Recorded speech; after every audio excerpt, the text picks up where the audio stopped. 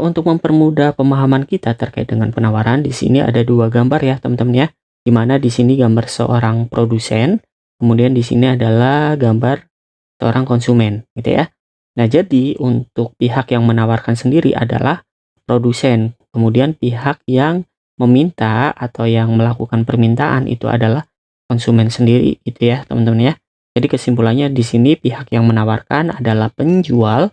Kemudian penawaran di sini bahasa Inggrisnya adalah supply, maka untuk penawaran sendiri dilambangkan dengan huruf S. Gitu ya teman-teman ya. Nah, lalu apa sih yang dimaksud dengan penawaran atau supply?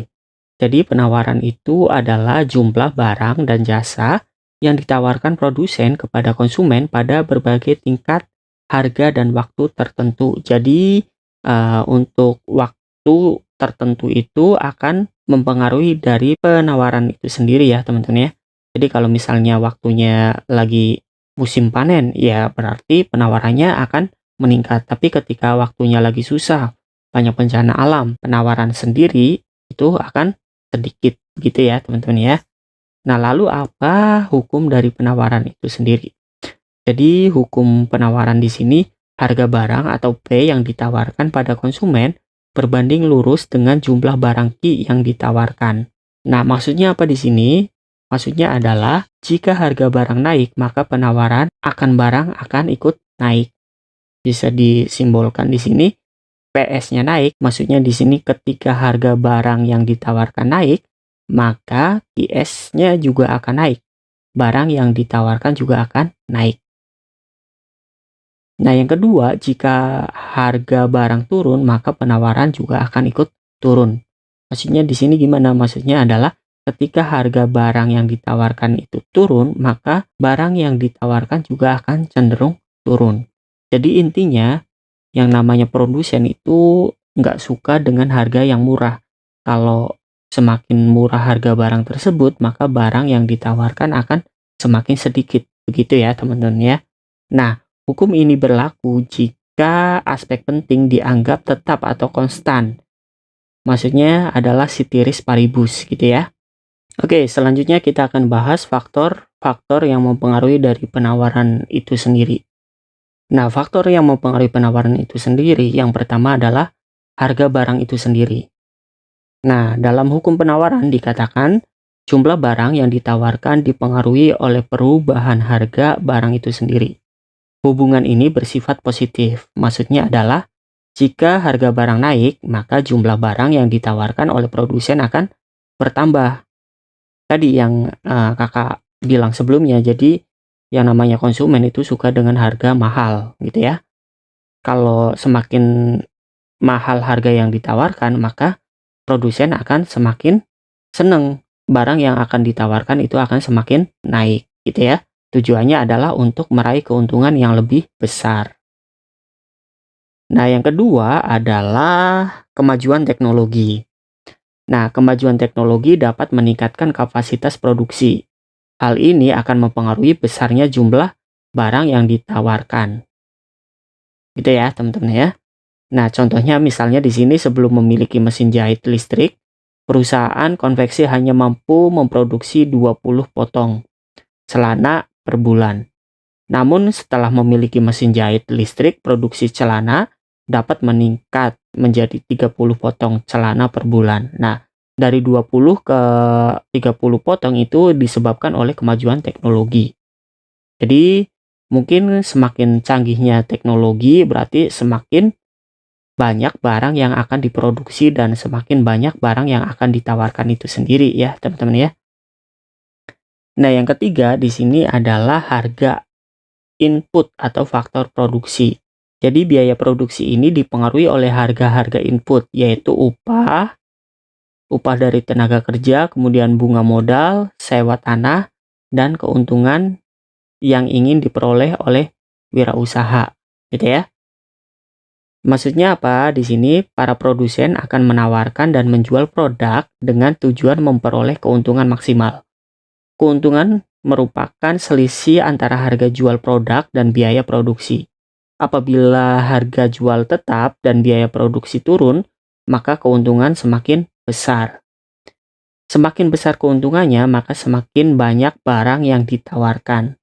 Dengan demikian, penurunan biaya produksi akan meningkatkan penawaran. Jadi intinya teman-teman, kalau misalnya di sini faktor produksinya itu tinggi biayanya, maka barang yang ditawarkan akan turun, gitu ya. Tapi sebaliknya, kalau faktor produksinya murah, nah tenaga kerjanya murah, bunga modalnya murah, di sini berarti turun ya. Kalau ini turun, maka yang namanya penawarannya akan meningkat, gitu ya teman-teman ya.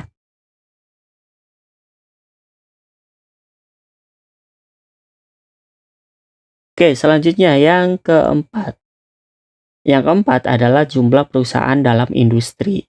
Jelas ya teman-teman ya. Maksudnya di sini ketika jumlah industri atau jumlah produsennya itu sedikit, maka barang yang ditawarkan akan terbatas atau sedikit, begitu ya.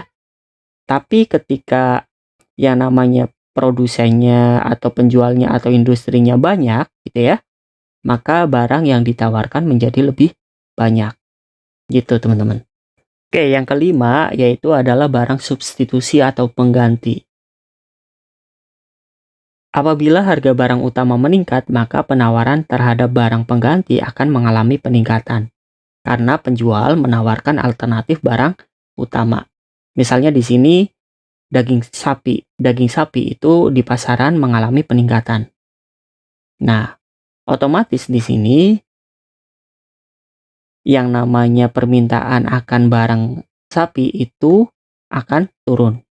Nah, penjual itu akan menawarkan alternatif lain, di mana di sini misalnya penjual untuk daging ayam itu akan meningkat gitu ya.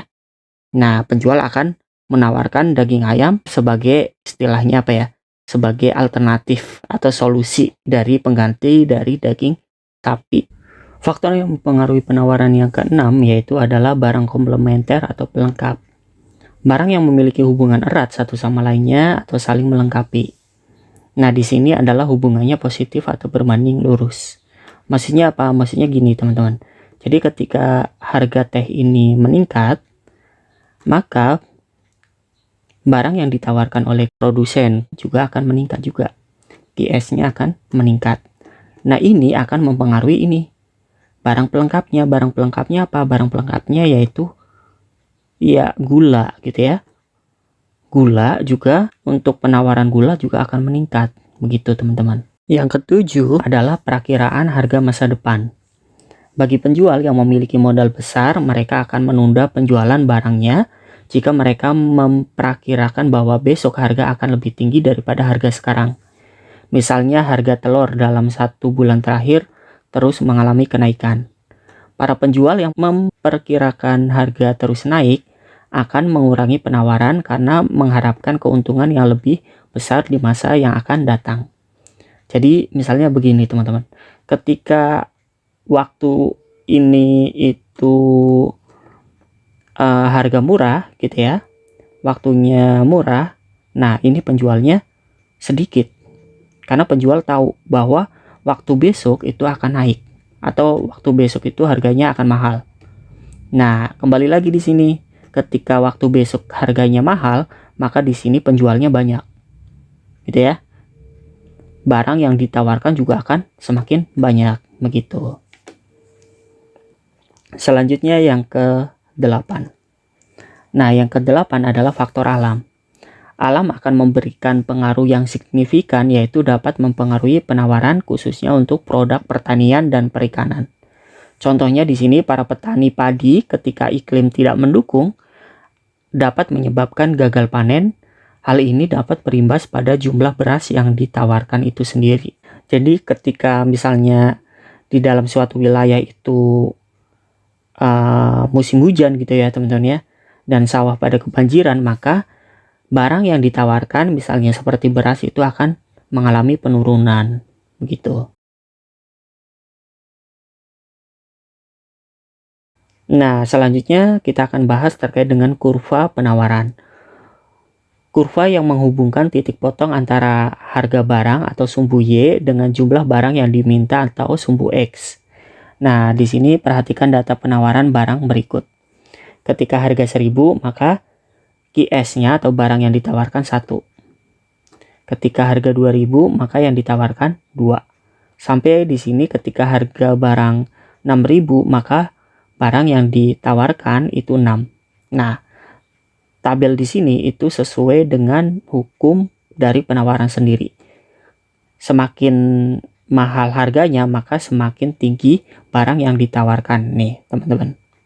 Ketika harganya mahal dari 1000 ke 6000, jumlah QS-nya naik ya dari 1 ke 6. Nah, tabel ini udah sesuai dengan hukum dari penawaran sendiri ya, teman-teman ya. Nah, tapi sebaliknya ketika P-nya turun, maka QS-nya akan turun juga. Nah, di sini ketika harga murah gitu ya. Misalnya di sini 1000, maka QS-nya jadi 1, begitu, teman-teman. Nah, bagaimana cara kita membuat kurvanya di sini? Nah, di sini kita mulai dari harga 1000 ya, teman-teman ya. Dari price-nya di sini 1000. Nah, ketika price-nya 1000, maka barang yang ditawarkan atau QS-nya di sini itu 1. Ketika harga 2000 di sini 2. Ketika harga 3000 di sini 3. Ketika harga 4000 di sini 4. Ketika harga 5000 di sini QS-nya 5. Ketika harga 6000 di sini QS-nya 6. Nah, ketika kita buatkan garisnya di sini, maka seperti ini ya. Nah, di sini untuk kurva dari penawaran sendiri kita lambangkan dengan huruf S gitu ya. Jadi kesimpulannya untuk kurva penawaran itu bentuknya seperti ini ya, teman-teman ya. Miringnya seperti ini. Berarti miring ke kiri gitu ya, teman-teman ya. Nah, kurva tersebut menunjukkan lereng kemiringan gradien yang positif. Maksudnya apa? Dimana semakin tinggi harganya, semakin tinggi juga jumlah barang yang ditawarkan. Berarti semakin tinggi barang yang ditawarkan di sini akan ke arah positif gitu ya, teman-teman ya. Berbeda dengan yang namanya kurva dari permintaan. Kalau kurva permintaan itu gradiennya negatif, teman-teman. Nah, selanjutnya pergeseran kurva dari penawaran dengan kondisi ceteris paribus gitu ya. Nah, kita gunakan contoh misalnya harga minyak goreng per liter.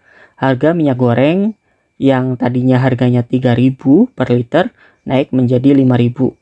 Hingga jumlah minyak goreng yang ditawarkan bertambah dari 2 liter menjadi 4 liter. Nah, misalnya di sini ya, teman-teman ya.